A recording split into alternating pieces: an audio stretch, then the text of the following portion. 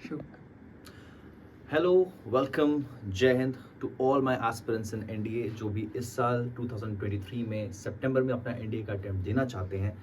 मैं Pankaj Singh Pawar on behalf of DDC आपके लिए लेके आया हूँ एक एक्सक्लूसिव वीडियो जो कि पूरा का पूरा डिस्क्रिप्टिव टाइप में है और इसमें मैं आपके साथ डिस्कस करूंगा कि एनडीए में सिलेक्शन के लिए जो 50 क्वेश्चन जीएटी में आते हैं उसको आप कैसे कर सकते हैं, उन क्वेश्चंस को कैसे आप ओवरऑल इंप्रूवमेंट कर सकते हैं अपने इंग्लिश में, एंड यू कैन इम्प्रोवाइज जहाँ जहाँ पे भी आप गलतियाँ करते हैं। So I will take you through the whole journey. I will discuss a few questions also. So please बने रहिएगा. It's gonna be really fun and trust me, it is not a very big deal when it comes to NDA English. First of all, हम यहाँ पे discuss करेंगे जैसे कि आप देख सकते हैं at my back कि पेपर सेकंड जिसको हम कहते हैं यानी कि GAT. आई होप अभी तक सब लोगों ने अपना होमवर्क ठीक से किया हुआ है और सब जानते हैं कि एनडीए रिटन फॉर्मेट में दो क्वेश्चन पेपर्स का आपको सामना करना पड़ता है।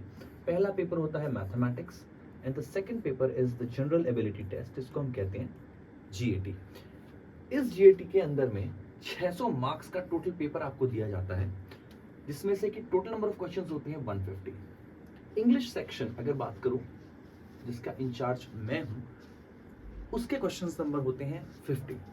Now talking about number of questions in general question यानी कि इंग्लिश को हटा करके हमारे पास 100 क्वेश्चंस आते हैं जो आपके जनरल एबिलिटी यानी कि ओवरऑल अपार्ट फ्रॉम इंग्लिश को असाइड करते हैं, तो रिमेनिंग 100 क्वेश्चंस होते हैं।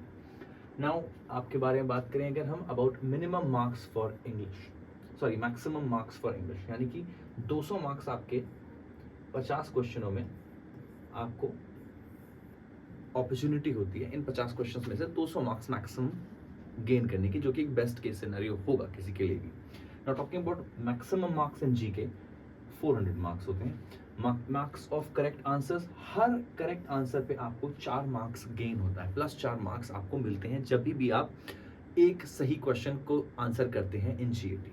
एंड वहीं -1.33 आपका मार्क्स डिडक्ट हो जाता है जैसे ही आप एक गलत क्वेश्चन मार्क करते हैं। एग्जाम का ड्यूरेशन होता है 2.5 आवर्स। तो ये था पूरा का पूरा जीएटी का डिस्क्रिप्शन, ठीक है।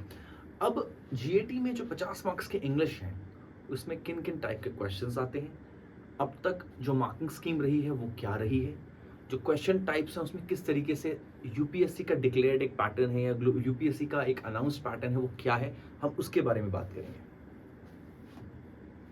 Now coming to this slide, यहाँ पे आप देख सकते हैं आई हैव 3 कॉलम्स जहाँ पे एक जगह पे सारे के सारे टॉपिक्स लिखे हुए हैं। All these topics are basically my question types. जैसे कि अगर मैं बात करूँ स्पॉटिंग एरर्स की, आई होप सबने ये नाम सुना है। जो भी क्वेश्चंस करते हैं एनडीए में अपने प्रैक्टिस घर पे भी आप लोग कर रहे होंगे तो आप लोग जानते होंगे स्पॉटिंग एरर्स क्या है। एक सेंटेंस होगा जिसको ए बी सी 3 पार्ट में ब्रेक डाउन किया होगा, एक डी पार्ट होगा नो एरर, और ए बी सी में कोई भी ग्रामेटिकल या वोकैबुलरी बेस्ड मिस्टेक को आपको स्पॉट करना है और आपका आंसर करेक्ट हो जाएगा। उसको हम कहते हैं एरर को स्पॉट करना यानी कि स्पॉटिंग एरर्स। फिर आता है कॉम्प्रिहेंशन, जिसको हम कहते हैं अनसीन पैसेज। एक पैसेज दिया जाएगा छोटा सा, आपको उसे रीड करना है, कॉम्प्रिहेंड करना है। ये वर्ड कॉम्प्रिहेंड से निकला है। कॉम्प्रिहेंड मतलब किसी चीज को जल्दी से जल्दी समझने को हम कॉम्प्रिहेंड कहते हैं। Then we talk about selecting words, जहाँ पे आपको फिल इन द ब्लैंक्स दिया रहेगा एक सेंटेंस में और नीचे 4 ऑप्शंस में आपको उसमें एक आंसर को सही मार्क करना पड़ेगा। Then we come to ordering of words in a sentence, यानी कि आपके जो स्टेटमेंट्स हैं उसको ब्रेक डाउन करा जाएगा 4 पार्ट्स में।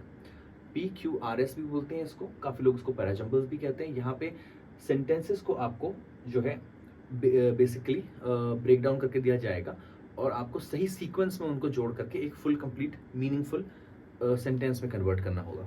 उसके बाद आ गए हम सेंटेंस इंप्रूवमेंट। सेंटेंस इंप्रूवमेंट में एक स्टेटमेंट में आपको एक पार्ट जो है उसमें कोई एरर होगा और उसका जो करेक्टेड वर्जन होगा वो आपको नीचे 4 ऑप्शंस में मिलेगा। आपको उसमें टिक करके बताना है कि कौन सा पार्ट इसका एग्जैक्ट रिप्लेसमेंट है, कीपिंग इन माइंड अगेन जो 2 बातें होती हैं हमारी, grammar and then vocabulary.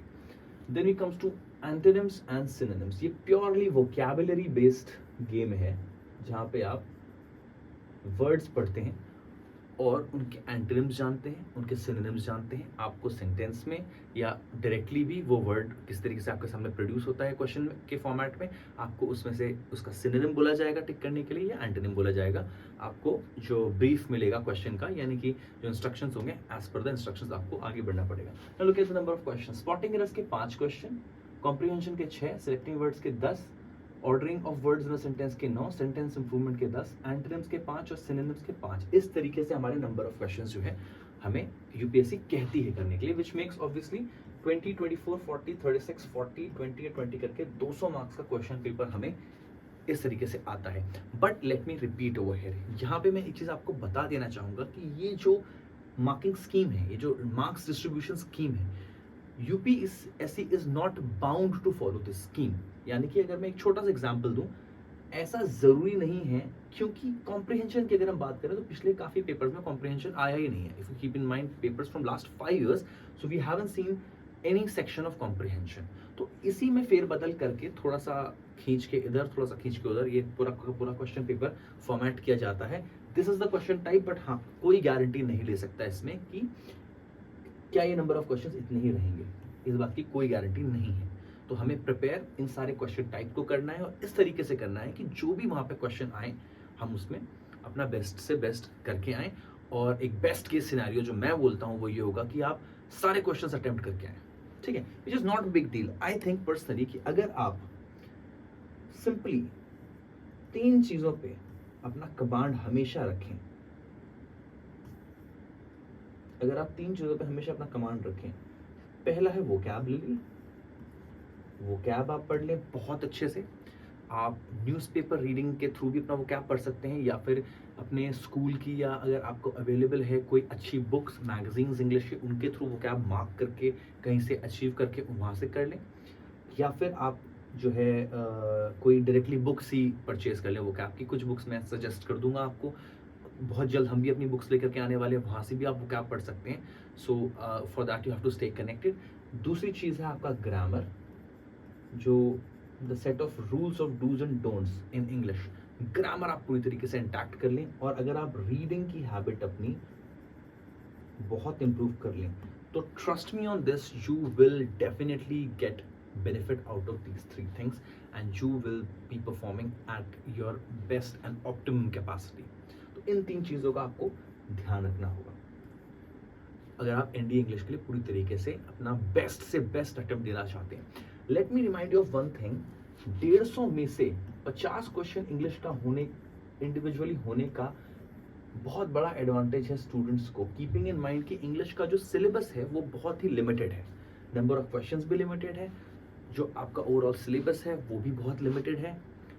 Obviously keeping in mind the time constraint, मैं पूरा सिलेबस यहाँ पे खोल के नहीं आपको डिस्क्राइब कर सकता, बट मोर और लेस मैं ये कह सकता हूँ कि जीएस में जहाँ आप बहुत, इट्स लाइक एन ओशन, अगर आप पूरे ओशन को भी आप पढ़ते जाएं तो भी आपको एक हमेशा you will feel an insecurity कि यार मेरा कुछ सेक्शन ठीक से नहीं किया हुआ है, कहीं अगर वहाँ से क्वेश्चन आ गए तो how will I do any justice to this question. बस यहाँ पे ये प्रॉब्लम ही नहीं है, लिमिटेड सा सिलेबस है, आप उसको बार बार रिविजन्स देते जाएंगे, you will keep on improving and each time you perform in your paper you will feel the difference, ठीक है।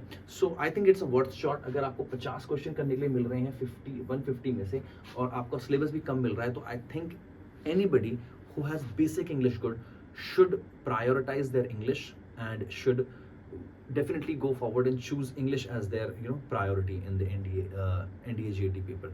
Let's move to another slide. Okay, so this is the marking scheme of NDA 2023 as per the latest जो notifications हैं उसके according. NDA consists of 2 sections, mathematics and general ability test. Everybody knows that.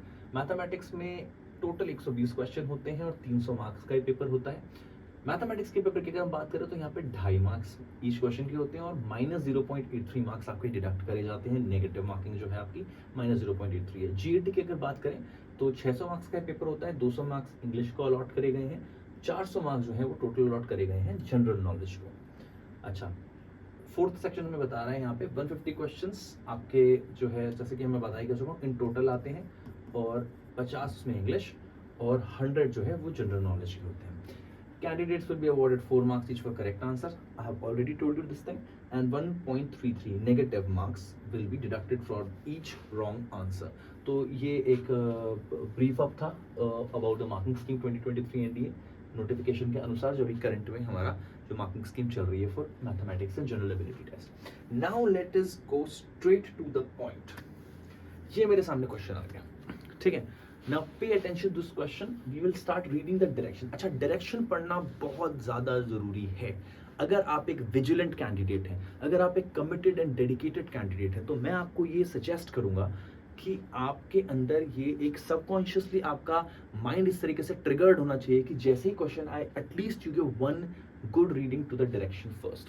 जैसे कि इसमें direction दिया गया है, each item in this section consists of a sentence lined word followed by 4 words. Select the options that is nearest in the meaning to the underlined word and mark your response in your answer sheet accordingly. ये जो writing है, ये UPSC की writing है. आप जितना UPSC के द्वारा दी गई जो क्वेश्चंस को पढ़ेंगे, यूपीएससी के डायरेक्शंस को पढ़ेंगे, you will understand the nature of UPSC English. UPSC आपसे बिल्कुल भी ऐसी एक्सपेक्टेशन नहीं करता है कि आपकी बहुत ही जो है बहुत ही ज़्यादा बहुत advanced level of English speaker हैं आप, या बहुत ही ज़्यादा एडवांस्ड आप इंग्लिश के यूज़र हैं. नहीं, the basic demand is that you should be able to write grammatically, vocabulary wise correct English, speak, read and write and comprehend. That is the basic requirement जो इंग्लिश में आपको requirement होती है. And same thing, अगर आप अपनी English में work करते हैं, एक मल्टीफोल्ड बेनिफिट आपको मिलता है. Let me tell you, once you work on your English really well, it will definitely obviously give you an advantage of those 50 questions in NDA. Apart from that, उसी के साथ आपका SSB जो कि totally English में होने वाली है, वहाँ भी आपको एडवांटेज, एक कॉन्फिडेंस फील होने लगेगा जब आपकी इंग्लिश इंप्रूव होगी. ठीक है. एंड मैं अगर अपना एक्सपीरियंस शेयर करूँ आप लोगों के साथ, तो let me tell you one thing, just on the like completely जिस चीज़ में मैं बिलीव करता हूँ और मैंने देखा है, because throughout the years we train students, so we have seen this whole cycle that जैसे जैसे एक स्टूडेंट की रिटन इंग्लिश इम्प्रूव होनी स्टार्ट होती है, वैसे वैसे his ability of conversational English improve होती है. और जैसे जैसे कॉन्वर्सेशनल बढ़ रही होती है, वैसे वैसे रिटन में उसका फर्क दिखने लग जाता है, इम्प्रूवमेंट्स दिखने लग जाते हैं. सो this is how it is. So never back of from working hard on your English. And आपको जो भी रिक्वायरमेंट होगी, we at TDC, through our channel, through all the social media, through all the mediums that we have, we are here to help you. Now let's go to this question. Back to business. ठीक है. Her smile was contagious. Contagious जो है उसको हमें underline करके दिया है, बोला है इन चारों में से आंसर निकालो. Arrogant, disrespectful, sarcastic या catching. अब contagious जो है उसका मीनिंग होता है something that spreads, फैलना, फैलने वाला, टू बी मोर प्रिसाइज. जैसे आपकी डिजीजेस होती हैं, जैसे आपकी न्यूज़ होती है, जैसे किसी की एक कोई हैबिट होती है जो कंटेजियस होती है, जो भी चीज़ लोग कैच कर लेते हैं जल्दी से, उसको हम कंटेजियस कहते हैं. एरोगेंट का मतलब क्या होता है? एरोगेंट का बिल्कुल भी मीनिंग नहीं हो सकता ये, क्योंकि एरोगेंट का मीनिंग कुछ और होता है. एरोगेंट का मीनिंग होता है somebody who thinks really highly of himself, जो बहुत ज़्यादा अपने आप को औरों से ऊपर समझे. Then we come to disrespectful. Disrespectful का मतलब क्या होता है? समबडी जिसका बिहेवियर या कंडक्ट इस तरीके से है कि वो सामने जिससे भी उसका इंटरेक्शन चल रहा है उसको डिसरिस्पेक्ट करता है, उसके बेसिक नेचर में है. तो this is basically an adjective. ठीक है. सार्कास्टिक इज समथिंग जो लोग थोड़ा सा घुमा फिरा के बात करते हैं. जैसे बोला जाता है कि लोग बोलते हैं ना, काफ़ी परेशान रहते हैं दुनिया में लोग कि मेरे नेबर्स मुझे बहुत ताने मारते हैं, बहुत सार्कास्टिकली बोलते हैं. तो कहने का मतलब सार्कास्टिक मतलब वो होता है, जैसे फॉर एग्जांपल कोई आया आपके सामने and he is completely he is drunk, या जो है कोई आया आपके सामने और वो बिल्कुल होश में नहीं है और आप उसे बोल रहे हो कि यार क्या बात है, बड़े होश में लग रहे हो तुम. तो that is something which is sarcastic when you से something in the opposite direction और मीनिंग है उसका मजाक उड़ाने के लिए. Catching is the exact word. Catching मतलब पकड़ लेना. तो कंटेजियस का सीधा सीधा जो सिनोनिम बन गया है वो बन गया है कैचिंग. ठीक है. So it was simple. I think it was nothing of like to be intimidated from. बहुत ही ईजी सा क्वेश्चन है और कमाल की बात यह है एनडी 2021 के फर्स्ट पेपर में आया हुआ है. So you can basically make out कि इस लेवल का क्वेश्चन आप वहाँ पे फेस कर सकते हो. तो आई पर्सनली फील कि अगर आप ठीक से प्रिपेयर करें तो I don't think so it is a very that difficult paper. Next question पे चलते हैं. Okay. So again the directions are same, nearest in the meaning. Her dynamic nature impressed everyone. Dynamic का meaning क्या होता है इसके बारे में बाद करूंगा। पहले मैं बात करूंगा कि इंड्योरिंग, अटेंटिव, एवोल्यूशनरी और जेलस, ये 4 ऑप्शंस हमें दिए हुए हैं। अच्छा, हर डायनामिक नेचर, डायनामिक का मीनिंग होता है something that basically goes through continuous change, continuous improvisation.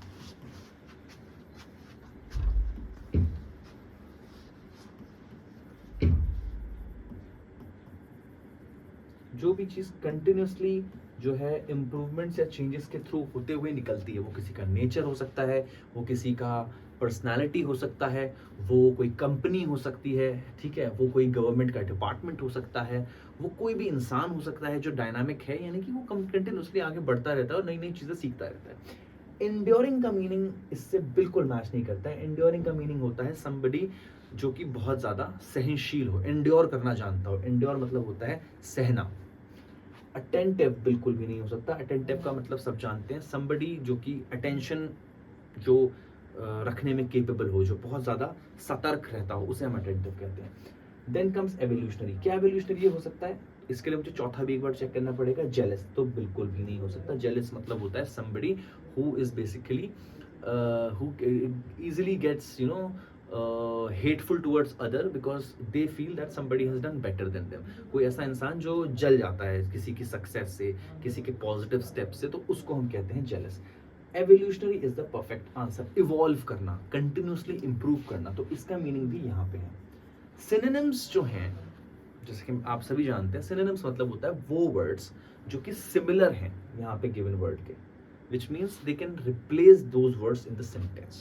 तो उस चीज को हम लेके चलेंगे। Let's go to another slide with next question। ठीक है, the nearest in meaning, again synonym का question है। synonym यानी कि अब हम ढूंढेंगे again एक ऐसा word जो कि replace कर देगा हमारे given word को। word given है compliment।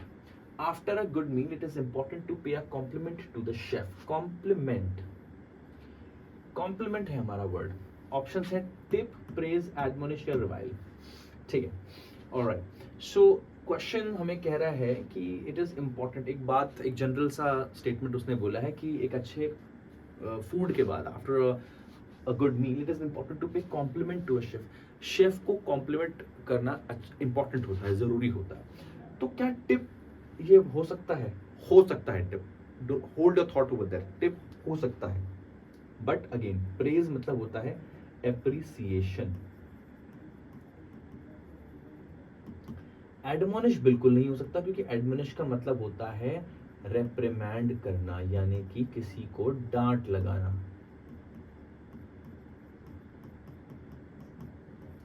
रिवाइल, रिवाइल का मीनिंग क्या होता है? रिवाइल का मतलब होता है क्रिटिसाइज करना, यानी कि किसी को बुरा भला कहना और उसको जो है उसके नेगेटिव पॉइंट्स को उजागर करना, क्रिटिसाइज करना, जैसे लोग करते हैं क्रिटिसाइज अपने म्यूनसिपैलिटी को, अपने चीफ मिनिस्टर को, अपने पॉलिटिशियंस को, है ना, तो उसे हम कहते हैं क्रिटिसाइज करना।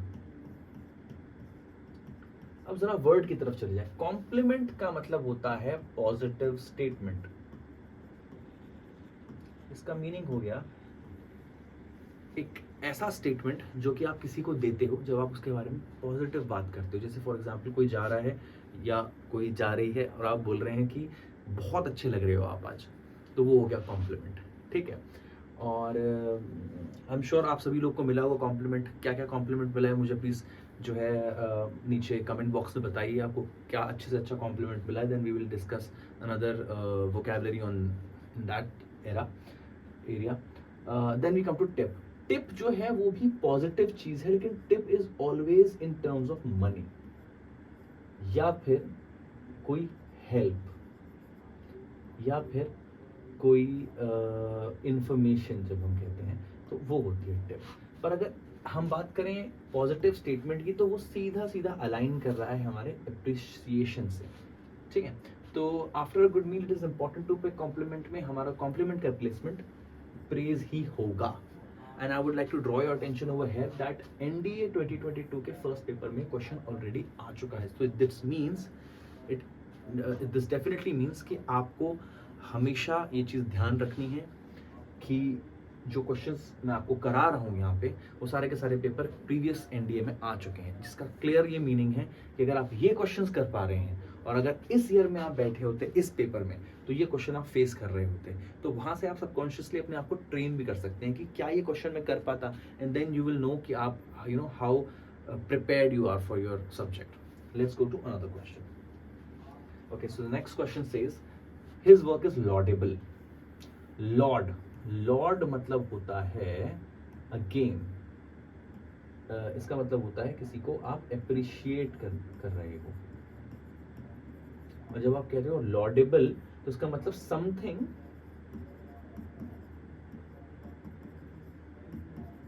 that has qualities to be appreciated. Something और obviously someone भी इसमें लगा सकते हैं आप, कुछ ऐसा चीज़ या कुछ ऐसी इंसान जिसको हम अप्रिशिएट करते हैं और करना चाहिए हमें, उनके पास वो कैपेबिलिटी है कि उनको अप्रिशिएट किया जाए। एनडीए 2022 में ये फर्स्ट पेपर में आ चुका है, जिसका क्लियर मीनिंग है कि ये भी एक हमारा अच्छा ट्रेन कर देगा हमें ये इन टर्म्स ऑफ वोकैबुलरी की अगर हम बात करें तो। ओके, क्या इसका मतलब प्रेज वर्दी हो सकता है? बिग टाइम, ये बिल्कुल हो सकता है, लेकिन फिर भी जस्ट फॉर माय अश्योरेंस मैं नीचे के 3 भी डिस्कस करूंगा। लाफेबल मतलब होता है जिसपे लाफ किया जा सके। बोल्ड मतलब होता है शाय का ठीक उल्टा, समबडी हु इज बोल्ड, जो शर्माता ना हो, जो बोल्ड क्लियरली अपनी बात को रख सके। फिर हम आ गए लाउड पे। लाउड का मीनिंग हो गया जो है साइलेंट ना हो, बहुत तेज जो है कोई भी चीज होती है, जो साउंड पे लगने वाला भी एडजेक्टिव है ये, और किसी इंसान को भी हम बोलते हैं loud sound, that was a loud sound, वो एक बहुत ही तेज आवाज थी, या फिर he is a very loud man, यानी बहुत तेज बातें करने वाला इंसान। ठीक है, प्रेज वर्दी का मीनिंग क्या है? प्रेज वर्दी का मीनिंग है समथिंग जो वर्दी है, प्रेज करे जाने योग्य है। तो डेफिनेटली ये यहाँ से कनेक्ट कर गया है, यही इसका करेक्ट आंसर होगा। तो आप देख रहे हैं कि काफी सारी चीजें इंटरकनेक्टेड है। प्रेज तो ऑलरेडी पीछे भी हम एक बार देख चुके हैं। आई डोंट थिंक सो कि अगर आप अपनी वोकैबुलरी पे आज से काम करना शुरू करें और जो है कोशिश ये करें कि आप हर वर्ड का मीनिंग और एंटोनिम पकड़ते हुए चलें, एंड मोस्ट इंपॉर्टेंटली मैं आपको यहाँ पे एक चीज और बताना चाहूंगा कि आपको हमेशा ये कोशिश करनी है कि आप किसी भी सेंटेंस में अपना वर्ड फिट भी कराएं। मतलब कहने का मतलब है कि अगर आप प्रेज वर्ड पढ़ रहे हैं या आप लाफेबल पढ़ रहे हैं, तो आपको ये भी मालूम होना चाहिए कि सेंटेंस में ये किस तरीके से यूज किया जाता है। जैसे अगर मैं बोलूं लाफेबल, मैं पिक करता हूं यहां से example, laughable, his bowling action is laughable. उसका जो बॉलिंग एक्शन है वो बहुत हंसी के योग्य है, यानी बहुत हंसाता है, उसका एक्शन देख के मुझे बहुत हंसी आती है और किसी को भी आएगी, तो उसका मीनिंग है लाफेबल। तो यहाँ से हम ये भी सीखना चाहिए हमें वोकैबुलरी पढ़ते हुए कि इस वर्ड को हमें सेंटेंस में कैसे यूज करना है। अगर आप ये सीख गए तो trust me on this thing, you will never face any difficulty once you have completed your word. एक बार आपने वो वर्ड पढ़ लिया, सीख लिया, सिनोनिम देख लिया, उसके सारे एंटोनिम देख लिए, तो एक बार प्लीज आप ये भी देखो कि वो सेंटेंस में कैसे यूज होता है word. Let's go to another. Okay, he is essentially a crude person. Crude का मीनिंग क्या होता है? अकॉर्डिंग टू मी क्रूड का मीनिंग, अच्छा उससे पहले मैं I am so sorry, I must bring your attention to this thing. Select the option that is opposite in meaning, यानी कि यहां से बात शुरू होती है एंटोनिम्स की, यानी कि विपरीतार्थक शब्द, ऐसे शब्द जिनका मीनिंग ठीक उल्टा होता है जो गिवन वर्ड है हमारे अंडरलाइन, उनके ठीक ऑपोजिट हम चूज करेंगे। क्रूड का मतलब होता है उबड़ खाबड़। क्रूड का मतलब होता है कच्चा भी बोलते हैं हम, कच्चा भी इसको बोलते हैं, जैसे हम बोलते हैं क्रूड ऑयल, कच्चा तेल। ठीक है, या क्रूड का मीनिंग हम, जैसे मैंने आपको बताया, उबड़ खाबड़ भी होता है। क्रूड का मीनिंग होता है कोई चीज जो ठीक से छनी ना हो। ठीक है, और छानने का मतलब सिर्फ ये नहीं कि आप कोई चीनी की बात करें या चावल गेहूं की बात करें, किसी इंसान के लिए भी हम कहते हैं कि बहुत ही कच्चा आज पका सा इंसान है, यानी फॉर एग्जांपल उसे नहीं पता कि कैसे बोलना है, कैसे कोई चीज़ करनी है, उसको अभी बहुत सारे स्टेप्स यानी बहुत सारे फेजेस के बाद वो एक फाइनली एक समझेगा अपने आप को कि हाँ मुझे ये चीज़ बोलनी है, ये चीज़ नहीं बोलनी, तो उसको हम कहते हैं कि ये क्रूड नहीं है। कोर्स जो है वर्ड, इसका मीनिंग भी यही होता है, यानी कि कोर्स का मतलब भी यही होता है उबड़ खाबड़ सी कोई चीज़ जो कि प्लेन या स्मूथ ना हो। पर्सनालिटी में भी बोल सकते हैं और थिंग्स में भी बोल सकते हैं. When we come to refined, क्या रिफाइंड हो सकता है इसका आंसर? इसके लिए हमें आगे भी पढ़ना पड़ेगा. ईगर मतलब होता है somebody who is very positively excited to do something. जैसे फॉर एग्जाम्पल मैं बोलूँ I am eager to meet him, मैं उससे मिलने के लिए उत्सुक हूँ. तो ईगर का तो मीनिंग डेफिनेटली नहीं हो सकता. Then we comes to balanced. Balance मतलब होता है समथिंग जो कि बैलेंस्ड है, यानी कि उसमें कोई भी चीज़ एक्सेसिव नहीं है. जैसे आप बोलो कि my father is a very balanced person in his life. He prioritizes his work and family according to his own understanding. तो बहुत बैलेंस होना, यानी कि कोई भी चीज़ एक्सेसिव ना कर देना, उसके कंपैरिजन में दूसरी चीज़ को भी उतना ही महत्व देना. डेफिनेटली एंड डेफिनेटली रिफाइंड इसका आंसर हो सकता है, बिकॉज रिफाइंड का जो मीनिंग है इट मीन्स छना हुआ, यानी किसी की पर्सनालिटी पे हम बोलें रिफाइंड, या हम किसी चीज़ पे बोलें, ऑयल्स पे बोले हैं, तो इस सारी की सारी चीज़ें रिफाइंड होती हैं जो चीज़ एक बार अपने इनिशियल फॉर्म से फाइनल फॉर्म में आ चुकी है. ठीक है, कच्चा नहीं है, पूरा प्रॉपर पका हुआ है. तो हम आ गए अपने फिफ्थ क्वेश्चन भी हमने कर लिया. Let's go to another question. Okay, so this is again our question. Please have a look at this question. And ये जो क्वेश्चन है ये again I would like to bring your attention over here. ये देखिए, ये question जो है, select the option that is opposite in meaning. Again बात होगी एंटोनिम की. ठीक है, एंटोनिम हम करेंगे. उससे पहले क्वेश्चन देखेंगे. His confidence is high. Confidence का मीनिंग, कॉन्फिडेंस का मीनिंग होता है जो इंसान कॉन्फिडेंट हो, यानी कि वो इंसान अपनी एबिलिटी को प्रेजेंट करना जानता हो और कभी घबराए नहीं. ठीक है, एक ऐसा इंसान जो कभी भी विषम परिस्थितियों में, यानी कि कभी हमारे पास जो कंडीशंस आती हैं यू नो, उनमें कभी वो लड़खड़ाए नहीं और हमेशा कॉन्फिडेंट रहे. He knows how to deal with situations and he knows in his mind that he is capable enough to handle things. ठीक है, तो ऑप्शंस भी चलते हैं. डिफिडेंस है, ईगरनेस है, स्टेडफास्टनेस है एंड एंड्योरेंस है. डिफिडेंस का मीनिंग जो है वो एग्जैक्टली कॉन्फिडेंस का उल्टा होता है, बट हम अभी भी इसको मार्क नहीं करेंगे. डिफिडेंस का मीनिंग होता है somebody who gets very easily he gets you know बहुत आसानी से जो ऑफ बैलेंस हो जाता है, जो डर जाता है, उसको हम कहते हैं डिफिडेंस. ठीक है, उसके बाद हमारा ईगरनेस. ईगरनेस तो ऑब्वियसली उत्सुकता, किसी इंसान के अंदर कितनी है ईगरनेस.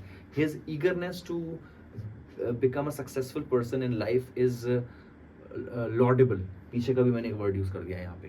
ठीक है, देन कम्स स्टेडफास्टनेस. स्टेडफास्टनेस का मीनिंग होता है somebody who is very very confident. एक ऐसा इंसान जो पूरी तरीके से कॉन्फिडेंट है, ही इज़ हेडस्ट्रॉन्ग और उसे मालूम है उसे लाइफ में कैसे आगे बढ़ना है, कब उसे कौन सा स्टेप लेना है, तो it correlates with confidence. Then comes endurance. Endurance word आप देख रहे हो, फेवरेट वर्ड है यूपीएससी का, भी 2-3 क्वेश्चंस में ऑलरेडी आ चुका है. And same thing with eager also, ये भी बहुत बार यूज हो चुका है. इंड्योरेंस तो डेफिनेटली नहीं होगा. Endurance is about enduring, endure सहना. इंड्योरेंस मतलब सहने की क्षमता. तो you can easily make out from here that this is not the words, not this, not this, not this. So our answer would be steadfastness. ठीक है, so this is it. I think you have understood जो मैं बताना चाह रहा हूँ आपको. Please make a note of this thing that these questions, this vocabulary is not something you cannot prepare. Students मुझे whosoever students you know they come in touch with me and they tell me that it is very difficult और कैसे करेंगे. Not at all. You do not have to think इन अ वे कि मैं कैसे करूँगा. एक बार start तो करो. स्टूडेंट्स सोचते रह जाते हैं, स्टार्ट नहीं करते हैं, then they you know fall back in this negative trap कि मैं स्टार्ट करूँगा, it will waste my time. Not at all. मैं आपको बोल रहा हूँ 3 मंथ्स तक आप स्ट्रेट अवे अपनी जीएस पे वर्क करिए और एक बार 3 मंथ स्ट्रेट अवे आप वोकैबुलरी पे वर्क करिए अपनी. You will see the difference automatically. Why? Because NDA English में स्टार्टिंग का 25% पेपर जो देखा गया है, इन लास्ट 10 पेपर्स उठा के आप देख लीजिए, it is dedicatedly towards vocabulary, है ना. So it shouldn't be taken lightly. That's what I feel. So on that note let's go to next question. Okay, so response.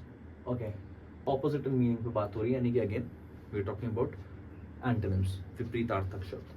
He found her extremely attractive. Okay, and charming. Attractive हम सब जानते हैं, something which attracts you, सब कुछ जो आपको अपने पास बुलाए, आपको मजबूर करे कि आप उसके पास जाओ। क्या अननेचुरल मीनिंग हो सकता है? बिल्कुल नहीं हो सकता। अननेचुरल का मतलब होता है समथिंग जो कि स्वाभाविक नहीं है, जो कि नेचुरल नहीं है। फिर बात करें हमने मॉडर्न की, मॉडर्न समथिंग जो नया है, इसमें नयापन है, नॉट कि पुरानापन नहीं है, इसमें एक नया मॉडर्न है ना, हम बोलते हैं modern society, modern clothes, modern philosophy. Alright, पुराना नहीं, बिल्कुल नया, अभी जो चल रहा है, मॉडर्न। रिपल्सिव, रिपल्सिव का मीनिंग होता है रिपेल करना, यानी कि दूर भगाना।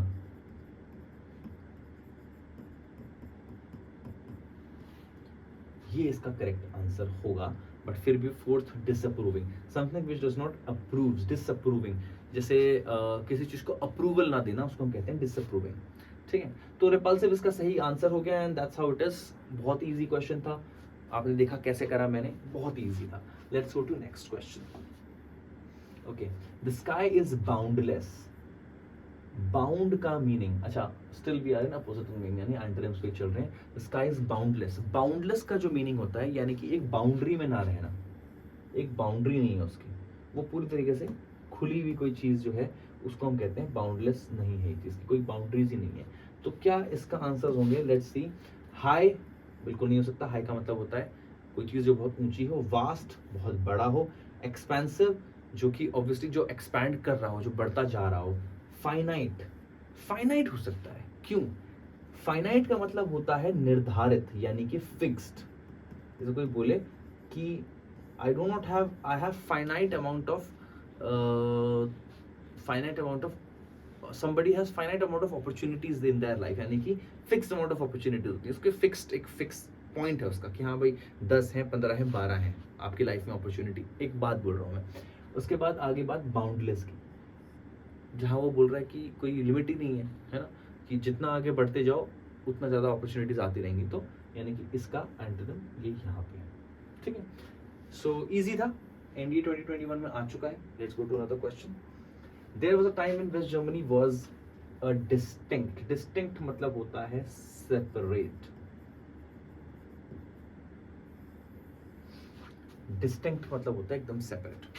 ठीक है, ऑप्शंस देखिए, policy, polity, abstract and hierarchy. Alright, policy तो होती है जो कि एक निर्धारित सेट ऑफ रूल्स होता है, जो कोई भी अथॉरिटी, कोई गवर्नमेंट हो सकती है, कोई जो है एक ऑर्गेनाइजेशन हो सकती है, जो सेट करती है अपने लोगों के लिए ताकि उसका पालन हो। तो पॉलिसी तो डेफिनेटली नहीं हो सकता। पॉलिटी जो है वो, इसका मतलब क्या होता है? पॉलिटी का मतलब होता है एक फिक्स्ड एंटिटी जो कि जो है यूनिटरी फंक्शन करती हो, और एक पॉलिटिकल ऑर्गेनाइजेशन, उसे हम पॉलिटी कहते हैं। फिर बात आई एब्स्ट्रैक्ट की, एब्स्ट्रैक्ट होता है नॉन फिजिकल चीज़ों को हम बोलते हैं एब्स्ट्रैक्ट, जो चीज़ें फिलोसफी पे चलती हैं उनका कोई फिजिकल फॉर्मेट नहीं होता, जैसे कि लव, जैसे हेट, फीलिंग्स जो होती हैं हमारी, सब एब्स्ट्रैक्ट होती है ना। अब कोई बोले कि मुझे इतना गुस्सा आया है, तो कोई ऐसा नहीं बोल सकता कि दिखाओ कितना गुस्सा आया है, क्योंकि वो एक एब्स्ट्रैक्ट सी चीज़ है, वो दिख नहीं सकती। Then we come to hierarchy. Hierarchy होता है जब हम बताते हैं कि एक सिस्टम होता है जहाँ पे एक के नीचे दो लोग होते हैं, फिर उसके नीचे जो है दो लोग के अंदर फिर 3 लोग और होते हैं। ठीक है, तो ये जैसे कि आपने गवर्नमेंट्स में देखा होगा, काफ़ी सारे जो है ऑफिसेज में देखा होगा कि एक हायरार्की होती है, टॉप पे एक बंदा है, उसके नीचे 2 बंदे हैं, फिर उसके नीचे, तो ये हायरार्किकल सेटअप होता है, हायरार्किकल। तो अब हम बात करें तो ऑब्वियसली इसका आंसर होगा पॉलिटी। ठीक है, there was a time when West Germany was a distinct polity, एक पॉलिटिकल एंटिटी, एक पॉलिटिकल ग्रुप या एक पॉलिटिकल बॉडी। ठीक है, तो दिस वाज इट्स आंसर, बहुत इजी था। Let's go to another question.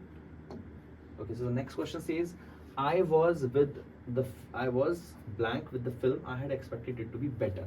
इस स्टेटमेंट को पकड़ के रखना है, I had expected it to be better. ठीक है, okay, so this is the question जो कि I would like to obviously bring your attention to this thing, that this is the type of question which we call either जो है fill in the blanks भी कई लोग बोलते हैं, और ये भी कहते हैं कि you consider most appropriate for the blank space, यानी कि appropriate words को हमें fill up करना पड़ता है इनमें। I was, अब यहाँ पे जो स्टेटमेंट लगेगा ऑब्वियसली वो एडिशनल इन्फॉर्मेशन हमें क्या दी गई है, वो बोल रहा है I had expected it to be better.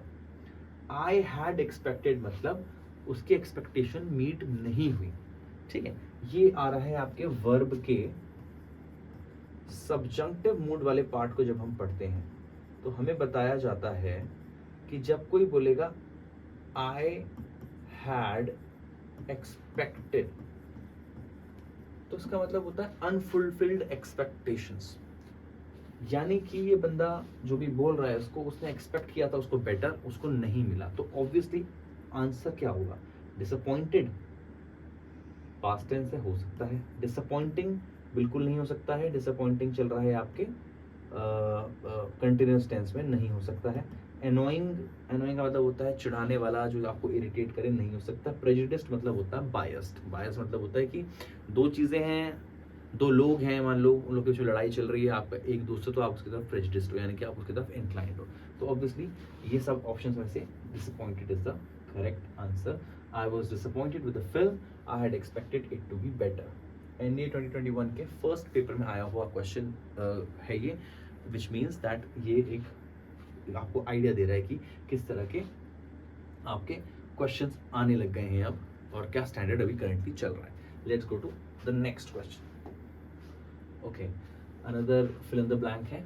The election commission on Saturday blank that the assembly elections in 5 states will be held from 12 November 12 to December 7. Pronounced, pronounced का मतलब होता है बोलना, जैसे आपको प्रोनाउंस करने के लिए बोला है कि भाई आपके लिए एक चाइनीज वर्ड है उसको प्रोनाउंस करके दिखाओ, एक फ्रेंच वर्ड है प्रोनाउंस करके दिखाओ, उसने बोला ठीक है, आपको एक वर्ड दिया और आपने उसे प्रोनाउंस करा, यानी कि स्पेल आउट करके बोला, तो ये तो ऑब्वियसली आंसर नहीं हो सकता।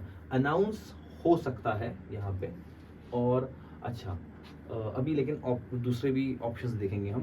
प्रमलगेटेड, प्रमलगेटेड का मीनिंग क्या होता है? प्रमलगेटेड का मीनिंग होता है समथिंग जिसको आप एडवोकेट करते हो, जैसे राजा राम मोहन रॉय प्रमलगेटेड द एबॉलिशमेंट ऑफ सती, ठीक है, तो प्रमलगेट मतलब होता है वो, आप जब किसी चीज़ को एडवोकेट करते हो, यानी कि उसको फैलाते हो, स्प्रेड करते हो, जन भावना से जोड़ने की कोशिश करते हो, उसको एडवोकेट करते हो, आप उसको मार्केट करते हो, उसको प्रमोट करते हो। इशू का मीनिंग क्या होता है? इशू का मतलब होता है कोई चीज़ जो आपने जो है अपनी तरफ से डिक्लेयर कर दिया है कि हाँ ये चीज़ इस तरीके से है, जैसे फॉर एग्जांपल आरबीआई हमारे नोट्स इशू करता है, यानी कि वो अपनी गारंटी देता है कि हाँ ये नोट जो है ये ऑथेंटिक करेंसी है इंडिया की, तो इशू को वहाँ से समझ सकते हैं। करेक्ट आंसर होगा उसका अनाउंस। वाई? बिकॉज ये एक असेंबली इलेक्शंस की 5 स्टेट्स की डेट के बारे में बात कर रहा है, तो अनाउंस होगा यहाँ पे, यानी कि ऑप्शन नंबर बी इसका करेक्ट आंसर होगा। Very very simple, I think it's not that difficult to understand, and ये that's what it is like, ये चीज़ आपके एनडीए 2019 के पेपर में, सेकेंड पेपर में आ चुकी है, तो which means that it is very easy to understand कि ये एक ऐसा लेवल है which is easily achievable, right? Okay, let's go to the next question.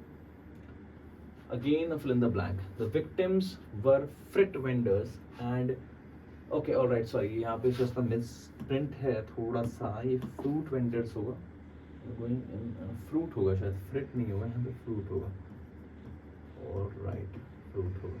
One correction is there.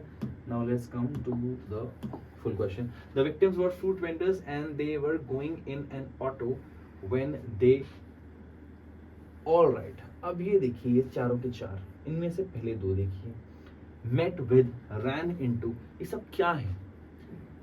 आपने वर्ब के साथ जब भी preposition देखी है तो हम समझ जाते हैं कि इसका मीनिंग क्या होता है। इसका मीनिंग होता है फ्रेजल वर्ब, एक ऐसी वर्ब जिसके डीपर मीनिंग्स होते हैं, ठीक है, यानी कि इन डेप्थ हम उनको समझते हैं।